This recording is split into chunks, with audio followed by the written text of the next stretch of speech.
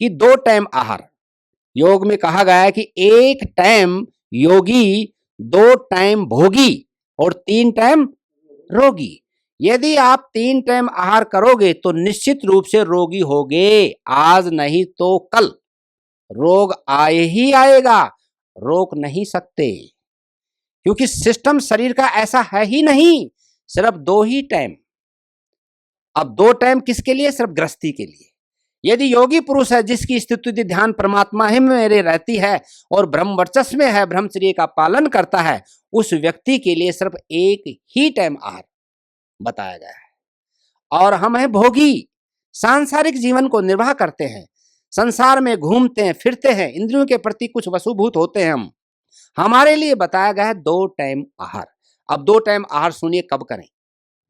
सुबह 4 बजे से 8 बजे का जो टाइम होता है, ये आयुर्वेद में वर्णन कर रखा है महर्षि चरक ने।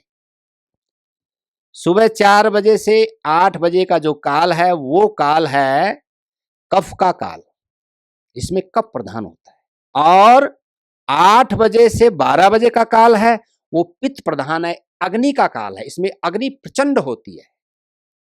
12 बजे से शाम को 4 बजे ये काल है वायु का, इसमें शरीर में वायु प्रधान होती है। अब इसमें आगे और सुनिएगा, सुबह 4 से 8 बजे तक कफ का काल है। दूध और दूध की बनी हुई चीजों को बिल्कुल निषेध करें। जो व्यक्ति स्वस्थ है उनके लिए बता रहा हूं, रोगी के लिए नहीं है सिस्टम। भोजन करें 8 के 12 के बीच में, संपूर्ण भोजन 8 और 12 के बीच में सुबह का प्रातः का जो भोजन है वो कंप्लीट हो जाना चाहिए, क्योंकि सूर्य की जब किरणें निकलती हैं तो 8 या 9 के लमसम जा के हमारा जठर रस सूर्य के वेग से तेज से अपने आप ही एक्टिवेट हो जाता। हमारा ही नहीं, प्रत्येक जीव जंतु का पृथ्वी के ऊपर अपने आप ही अग्नि प्रचंड होने लग जाती, तो उस भोजन को पचाने में बहुत आसानी होती है। वो सही तरीके से रस के अंदर कन्वर्ट होकर रस, रक्त, मांस, मेद, अस्थि, मज्जा, शुक्र सब धातु में कन्वर्ट हो जाता है और वो शरीर फिर हल्का रहता है।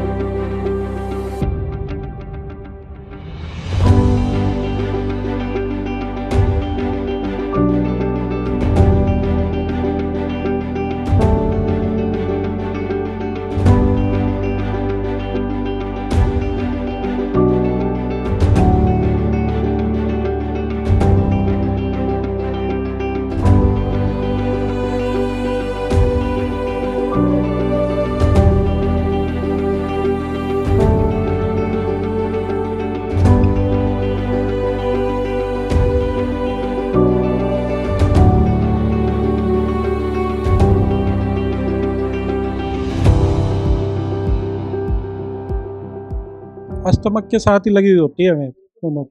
हाँ, नाभि स्टमक में इतना ही तो अंतर है, ज़्यादा अंतर थोड़ा ही है। यहीं पे पैनक्रियाज होगी, यहीं पे स्प्लीन लगी हुई है, वहीं से वो जुड़ी हुई है, फिर साथ में नाभि होगी, इतना ही तो अंतर है केवल। स्टमक भी मिल जाता है। हाँ, आप इसको ऐसे भी समझ सकते हो, जब हमें गैस बनती है, यदि एक बेड पे 2 लोगों की जगह 3 लोग लेट जाए, क्या हम सो पाएंगे? गैस बनने से क्या होगा, ऑर्गन को हमारी स्पेस ही नहीं मिल पाता काम करने के लिए।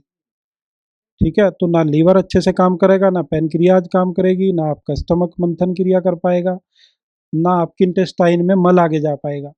क्यों? क्योंकि गैस ने उसको प्रेस कर दिया, पूरा दबा दिया। तो गैस से कितने नुकसान है, एक गैस से, केवल गैस बनने से, जो हमारा पेट पूरा दिन तना रहता है, फूला रहता है, तो कोई भी ऑर्गन अपने अच्छे से काम ही नहीं कर पाएगा।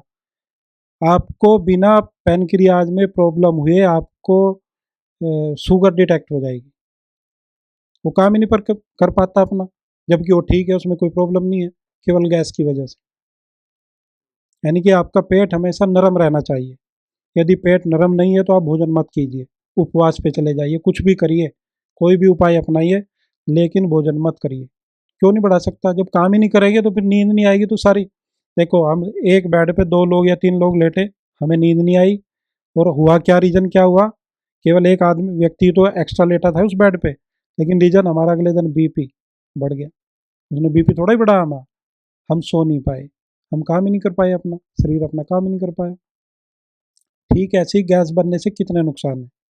और गैस कब बनेगी? जब हम एक्स्ट्रा भोजन करेंगे, थाली भर के भोजन करेंगे, तृप्ति डकार आने पे भोजन को नहीं रोकेंगे।